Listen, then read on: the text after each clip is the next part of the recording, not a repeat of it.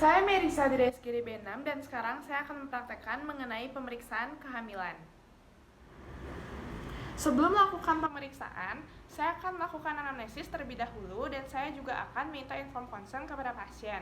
Jika pasien menyetujui, sebelum melanjutkan ke pemeriksaan fisik obstetri, saya akan melakukan pemeriksaan fisik umum terlebih dahulu. Dimulai dari pemeriksaan fisik untuk mengetahui tanda vital, berat badan, tinggi badan, lingkar lengan atas, lalu wajah dari pasien, apakah terdapat udim atau tanda-tanda anemis. Lalu selanjutnya saya akan melakukan pemeriksaan status generalis lengkap. Di sini saya akan memeriksa mulai dari kepala, mata, hygiene mulut dan gigi, apakah terdapat karies, tiroid, jantung, paru, payudara, abdomen, tulang belakang, ekstremitas, serta kebersihan kulit dari pasien. Lalu selanjutnya bisa dilanjutkan dengan pemeriksaan fisik obstetrik. Lalu setelah itu saya akan meminta pasien untuk bersiap-siap, bisa dengan melepaskan pakaian dalamnya terlebih dahulu, lalu berbaring di bed dengan posisi semi recumbent. Saya juga akan melakukan cuci tangan prosedural. Di sini untuk bagian panggul dari pasien juga sudah saya tutupi dengan menggunakan selimut. Lalu yang pertama saya akan melakukan inspeksi terlebih dahulu dari bagian uterus dari pasien. Jadi di sini saya akan melihat dari bentuk perutnya sendiri apakah ada simetris atau tidak. Lalu selanjutnya saya akan melihat apakah ada pergerakan dari fetus. Lalu saya melihat apakah ada bekas luka operasi sesar, ada stria gevrida atau linea nigra. Selanjutnya saya akan melakukan pengukuran tinggi fundus uteri. Di sini saya akan menggunakan meteran. Untuk pengukuran tinggi fundus uteri sendiri akan saya ukur dari simfisis pubis sampai dengan puncak dari uterusnya sendiri. Setelah saya mengukur, di sini akan saya catat, dan untuk pengukuran dari tinggi fundus uteri sendiri ini akan memberikan gambaran mengenai umur gestasional dari fetus. Selanjutnya saya akan melakukan pemeriksaan Leopold. Pemeriksaan Leopold ini terdapat 4 pemeriksaan. Untuk pemeriksaan Leopold 1 sampai 3, pemeriksa menghadap ke muka, dan untuk pemeriksaan Leopold 4, pemeriksa menghadap ke kaki dari ibu. Untuk pemeriksaan Leopold 1 ditujukan untuk mengetahui bagian apa yang berada di fundus uteri dari ibu. Di sini saya akan melakukan perabaan fundus uteri. Lalu di sini saya akan merasakan jika di fundus uteri terasa bagian tersebut ada yang bulat dan keras, maka itu merupakan kepala dari fetus. Namun jika teraba lunak dan tidak terlalu bulat, maka itu merupakan bokong dari fetus. Lalu selanjutnya saya akan melakukan pemeriksaan Leopold 2 untuk mengetahui letak dari punggung dan ekstremitas dari bayi. Di sini dengan kedua tangan saya akan saya letakkan di kiri dan kanan dari perut ibu. Jika saya ingin memeriksa dari bagian kanan dari perut ibu, maka bagian kanan akan lakukan perabaan, sedangkan bagian kiri akan menahan. Lalu sebaliknya untuk pemeriksaan di bagian kiri, maka di bagian kiri perut ibu akan diraba dan di bagian perut kanan akan ditahan. Di sini jika teraba bagian tersebut rata, maka itu merupakan punggung. Namun jika terasa ada bagian-bagian kecil, maka bagian itu merupakan ekstremitas dari fetus. Selanjutnya untuk Leopold 3, ini bertujuan untuk mengetahui bagian apa yang ada di bagian bawah dari uterus ibu. Untuk yang pemeriksaan ini, saya akan melakukan perabaan.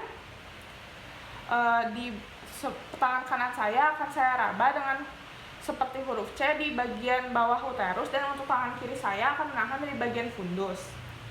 Di sini saya akan meraba. Jika teraba bulat dan keras, maka ini merupakan kepala. Lalu saya juga akan menggoyangkan untuk mengetahui jika di sini mudah digoyangkan, berarti kepala tersebut belum masuk ke pintu atas panggul. Untuk Leopold 4, ini untuk mengetahui apakah bagian yang berada di bawah sudah masuk ke pintu atas panggul atau belum. Di sini saya akan melakukan perabaan dengan kedua tangan saya menyusuri sampai ke bagian bawah dari uterus. Jika tangan saya bertemu, ini menandakan bahwa bagian yang berada di bawah belum masuk ke pintu atas panggul. Namun jika saya meraba bagian bawah dan tangan saya tidak bertemu, berarti di sini untuk bagian bawah sudah masuk ke pintu atas panggul. Selanjutnya saya akan melakukan pemeriksaan denyut jantung janin. Di sini saya akan menggunakan stetoskop pinat. Di sini bisa juga sebenarnya menggunakan Doppler.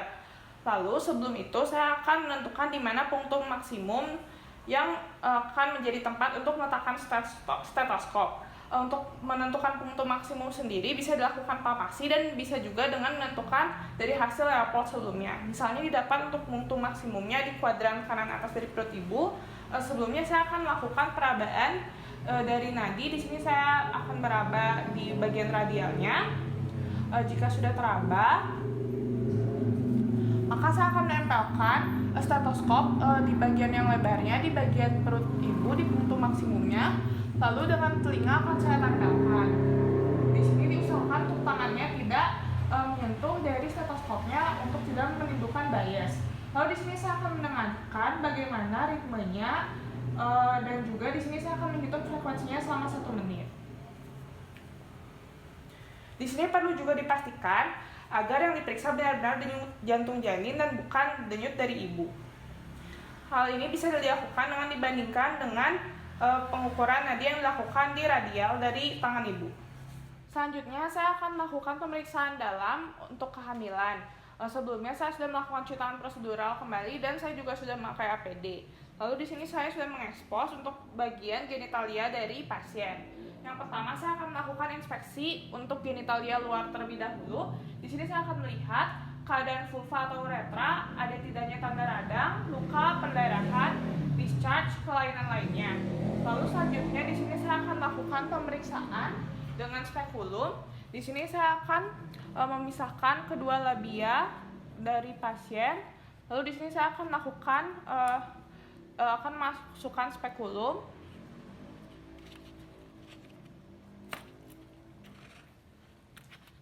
Lalu di sini seharusnya saya melihat untuk di bagian dalamnya sendiri saya mendeskripsikan untuk porsio cervixnya, lalu keadaan ostium, lalu apakah ada atau tidaknya darah, cairan, discharge. Lalu di sini saya juga melihat keadaan dari dinding dalam vagina. Saya juga akan melihat apakah ada tumor, tanda radang, atau ada kelainan lainnya di dalam vagina. Lalu selanjutnya saya akan melepaskan dari spekulumnya. Selanjutnya saya akan melakukan pemeriksaan genitalia internanya. Di sini saya akan melakukan vaginal touche. Di sini untuk jari saya sudah diberikan lubrikasi. Lalu di sini saya akan masukkan kedua jari saya. Ingat dalam melakukan vaginal touche ada baiknya melakukan pemeriksaan di manual. Lalu di sini saya akan melakukan palpasi. Di sini saya akan menentukan konsistensi, tebal, arah dan adanya garis miring atau tidak dari pembukaan serviks. Di sini juga saya akan memeriksa kelainan uterus dan jaringan aneksa yang dapat ditemukan.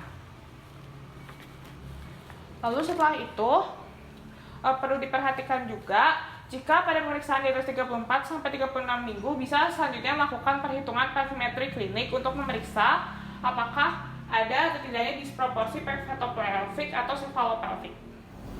Setelah melakukan pemeriksaan kehamilan, selanjutnya saya akan melepaskan APD, melakukan cuci tangan prosedural, dan memberikan KIE kepada pasien mengenai pemeriksaan. Sekian video BCS untuk kali ini, dan terima kasih.